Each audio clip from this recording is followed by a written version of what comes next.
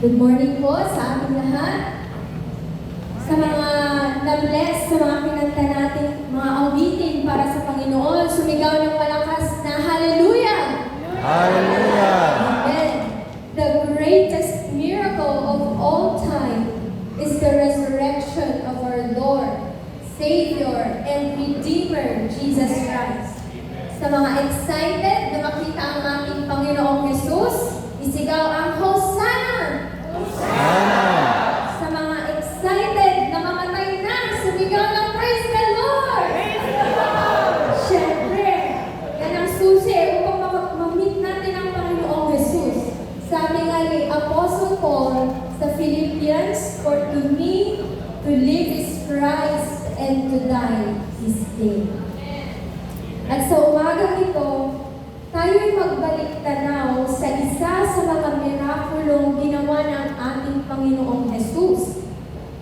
Ito ay ang pagpapakain sa 5,000. The feeding of the 5,000. Or ang alam natin lahat, ang 5 tinapay at 2 isda. Marahil ito ay hindi na bago sa ating lahat. Hindi na ito bago sa pandinig natin, mga kapatid. Ngunit ako'y naniniwala na bibigyan tayo ng Panginoon ng panibago at buhay na aral sa umagang ito. Ating basahin ang aklat ng Juan, Kabanata 6, talata 1 hanggang 14. Pagkatapos nito, tumawid si Jesus sa ibayo ng lawa ng Galilea na tinatawag ding lawa ng Tiberias.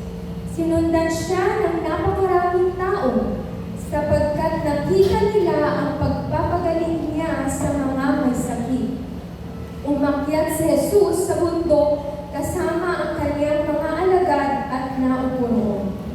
Verse 5, tumanaw si Jesus at nang makita niyang dumarating ang napakaraming tao, tinanong niya si Felipe, "Saan kaya tayo makakabili ng tinapay upang makakain ang mga ito?" Verse 7, sumagot naman si Felipe, "Kahit na po halagang 200 salaping pilak ng tinapay ay di sasapat para makakain sila ng kakaunti." Sinabi ni Andres na isa sa kanyang mga alagad at kapatid ni Simon Pedro, "Mayroon po rito isang batang lalaki na may dalang 5 tinapay at 2 isda. Paupuin ninyo ang mga tao," sabi ni Jesus. Verse 11, kinuha ni Jesus ang tinapay at matapos magpasalamat sa Diyos ay ipinamahagi iyon sa mga tao. Gayon din ang ginawa niya sa isda. Nakakain ang lahat at nabusog. Nang makakain na ang mga tao, sinabi ni Jesus, nang makakain na ang mga tao, sinabi ni Jesus sa mga alagad, "Ipunin ninyo ang lumabis ng di masayang." Ganoon nga ang ginawa nila at nakapuno sila ng 12 kain. Nang makita ng mga tao ang himalang ginawa ni Jesus, sinabi nila, "Tunay na ito ang propetang paparito sa sanlibutan."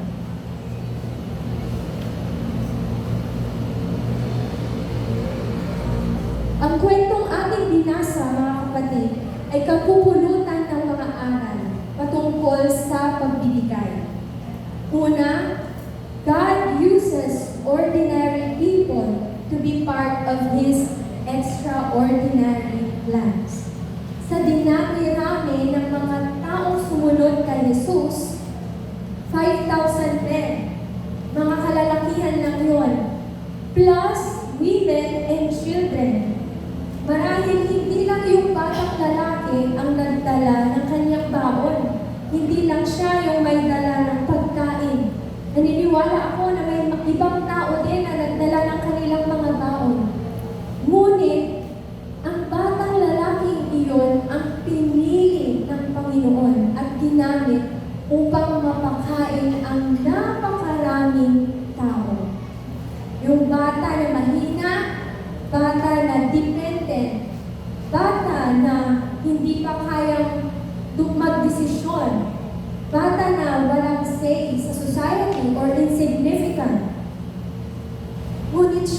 ang ginamit ng Diyos. Mga kapatid, kadalasan yung mga taong hindi natin inaasahan ay sila pa yung gagamitin ng Panginoon upang mabless tayo, upang tulungan tayo at upang suportahan tayo.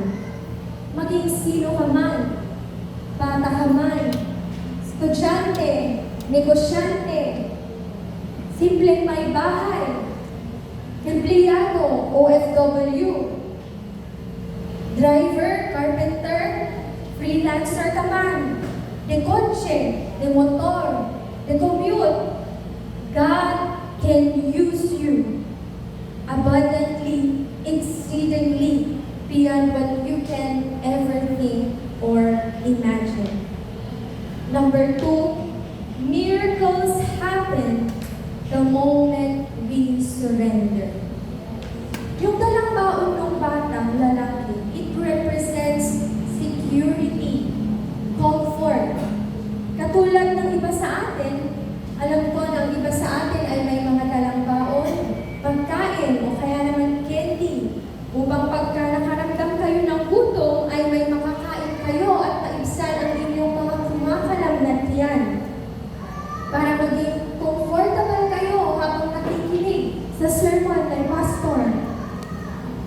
The boy selflessly gave his basket containing 5 loaves of bread and 2 fish. Ipinagkatiwala niya iyon sa ating Panginoong Jesus. Ipinagkatiwala niya ang kanyang dalang baon sa makapangyarihang kamay ni Jesus. Kapatid, kung nais mong maranasan ang pagkilos ng Panginoong Diyos, let God be in control. The greatest offering we can give is a life fully surrendered to God. It's not money nor material possessions. Hindi rin po ang ating mga talento o mga kakayahan, but a life fully surrendered to God. Kapag binigay mo ng buong puso ang buhay mo, kikilalanin mo na ang Panginoong Diyos ang source of everything that you have. Magiging maluwag sa loob mo na magbigay. Magiging maluwag sa loob mo to release, to give, and to share whatever you have for God's glory. Pangatlo, others will be blessed because of your obedience. Nung binigay ng batang lalaki ang kanyang baon na 5 tinapay at 2 isda, pinarami ito ng Panginoong Jesus at napakain ang 5,000 lalaki. Kasama na plus women and children. Ang pagsunod natin sa kalooban ng Diyos ay nagiging instrumento upang mapanatiling matatag ang pananampalataya ng ating mga kasamang Kristiyano. Ito ay nag-uudyok sa kanila na patuloy na gumawa ng mabuti at sumunod sa kalooban ng Diyos. At panghuli, God is able to provide all our needs. Pagkatapos mapakain ang mga tao, ay may natira pa. Ilan po ang natira, mga kapatid? 12 baskets, 12 kain. Ibig sabihin, kaya ng Diyos na tugunan ang ating mga pangangailangan. Hindi lang yung pangangailangan natin at present, kundi yung pangangailangan natin sa hinaharap. Yung mga pangangailangan natin ay nakahanda na. Kailangan lang natin sumunod sa ating Panginoong Diyos. Alam na ng Diyos ang mga pangangailangan natin sa mga susunod na 12 buwan. Nakahanda na ang blessings ng Panginoon. Kailangan lang na magpakumbaba tayo at magtiwala sa Kanyang kalooban. Mga kapatid, sabihin ko nga sa iyong katabi, brother, sister, magtiwala ka lang sa Panginoon. Tiwala ka lang sa Panginoon. Ket amok nga nakasaganan dagiti sagsagot tayo ken ako namatay iti panagtapdan tayo amin kakabsat. Agkararag tayo. Ituloy-tuloy ni ako, iti kumamangkin ka, iti daytoy nga kanito. Madaydayaw ako, iti nasantuan nga nagan mo. Madaydayaw ka ako, iti nagtitingaan mi. Nagsipot, nasikakit Diyos, asibibiyag. Diyos na naimbang, Diyos na managparabol na kami. Diyos na mananaasi. Diyos at Diyos. Ako bigbigan mi, na daytoy nga biyag at kukuha ako. Ninyaman nagiti sa likuan ni ako, kat nagkapugit ka. Nagiti trabaho ni, pagbibiyagan ni ako, kat inted mo. Katrong lain ako, nausarin ni dagito. Tapno maiwarag gawag, iti kinaimpag mo, iti naimpag na damag, iti panagayas ni ako Diyos, iti naimpag mo. Bigbigan ni ako, na masapol na ka iti biyag mo. Masapol na ka ako Diyos. Natagyaman kami, sa inted mo ni ako Jesus. Na manubot ken marisalakan mi. Na ikan kami, itinamnama, iti biyag nga ang nalayo. Nagyaman kami ako. Nungan pa'y dumalan kami, iti naduma-duma ka panubok iti biyag. Nagyaman kami, O Diyos, tanikaan man, sana kami na binaybayan. Sana kami kanunta.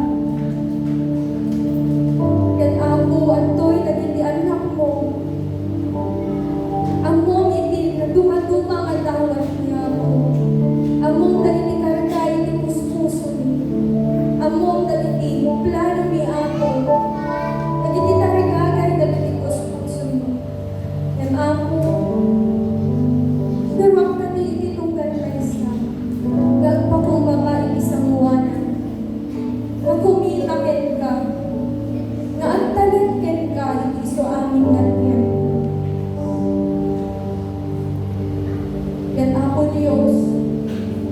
Dagitoy, nasagsagot ako walay sagana. Usarin, tapno makatulong, na dagitipadan ni nga naman, makatulong iti iglesia mi. Pagmaymaysayan kami ako iti anak. Pagmaymaysayan na kami ako, babaen ni iti nasantuan na Espiritu. Tulungan na kami na sumurot ken ka iti Yesu amin natyan. Tulungan na kami ako at talikken ka.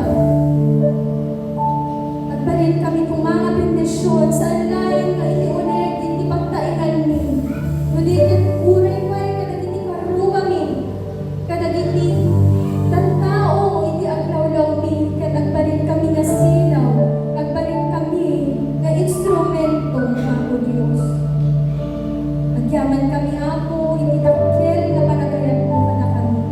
Agyaman kami ako, iti namnama nga inted mo, babaen iti panagkungan ni ako Jesus. Magyaman kami ako, iti panagayat mo, ken grasya ka kami Diyos. Nagsikalayan